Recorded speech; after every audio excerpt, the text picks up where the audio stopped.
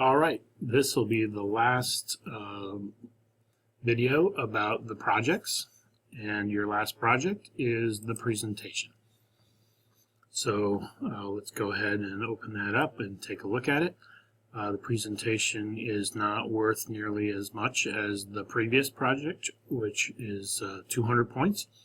The presentation is an opportunity to put together a nice PowerPoint or similar type of presentation if you anticipate that you're going to need to talk to a group of people, whether it's your teaching team, whether it's a whole grade level of teachers, maybe you've been asked to take more of a curriculum leadership role, and you expect that in the fall there will be some training falling to you to have responsibility for making some sort of presentation. Or it could be just a presentation to parents who come on PTA night or something to hear about, a new thematic unit or problem-based learning you're going to do in your class or something like that. So it can be very limited,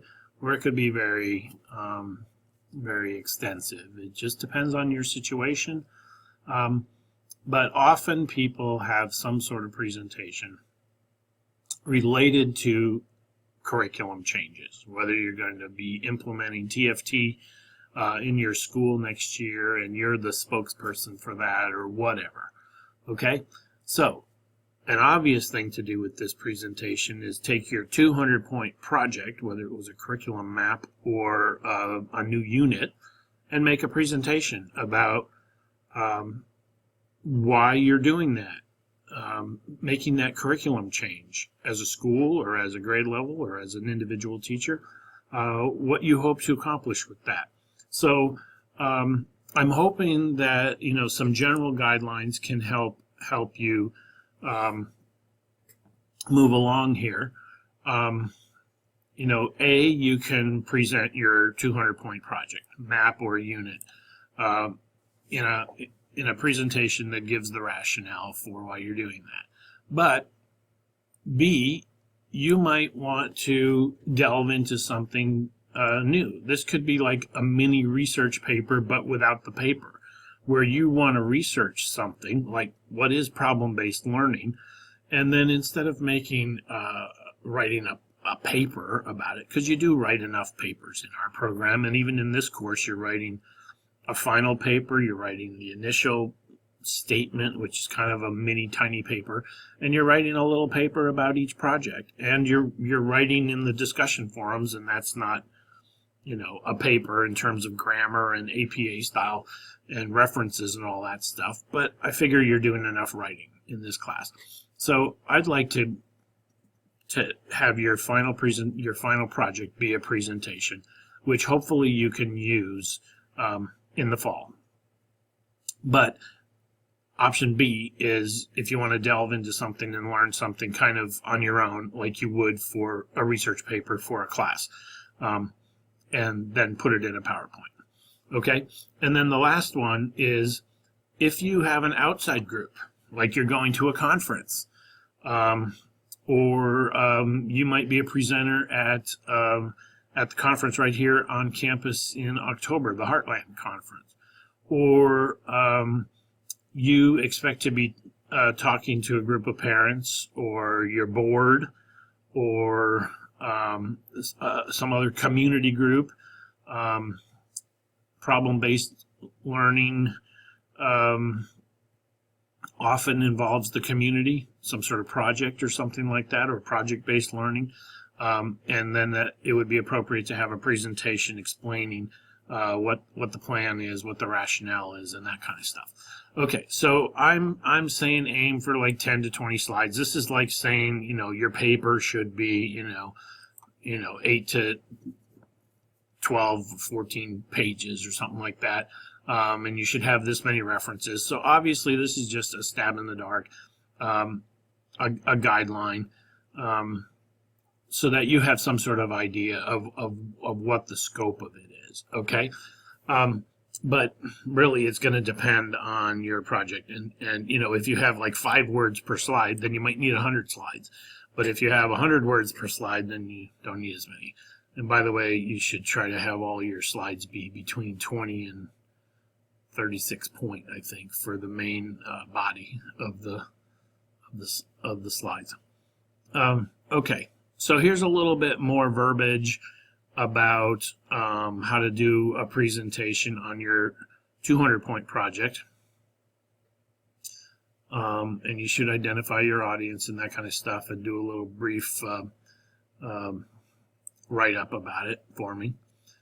Here's a little blurb about the delving into some additional topic that we didn't have in our textbooks. But if you look at my video about textbooks, the second half of the video, I have a stack of books, and I'm just going through. Those are more sort of typical curriculum books, whereas we have picked UBD and C21 as not so typical, because we like the kind of mind-bending perspective that they have on curriculum.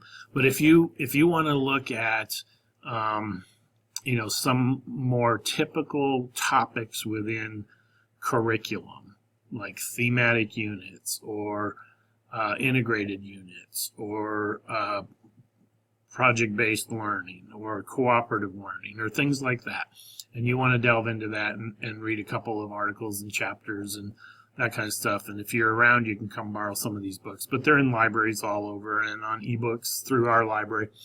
Anyway, you would do that reading and research and kind of putting together some of the main points. And I would hope that you would still have a real audience for this, or an audience that, you could sit them down and they would really listen. And here are some of the things I'm asking you to do if you do that option. And here are some examples from a couple of years ago that this very class did for that. And then lastly, if you do the outside presentation to an outside group, so this could be a community interest group, school board, that kind of stuff, or an outside funding group if you have that kind of opportunity. Here's some of the expectations I would have for that type of a presentation. And then here's some examples. And for all the presentations, you're going to have to decide for yourself whether it's a PowerPoint or a Google Slides thing, or if you're going to put it on some other format, some other platform.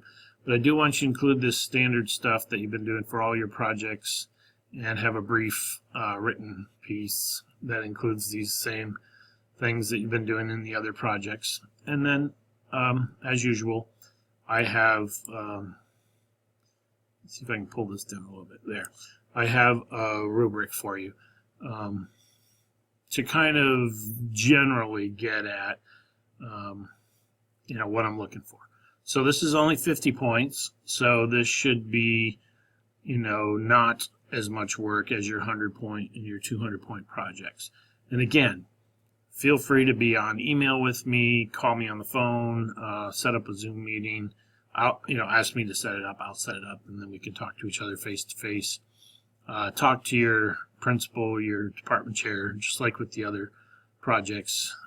If you have an idea, something you've been kicking around at school, and now you've got an opportunity and an excuse to do it and get graduate credit for it. So I'll be here to support that, and I'll be really eager to see what kind of interesting things you all come up with for these presentations.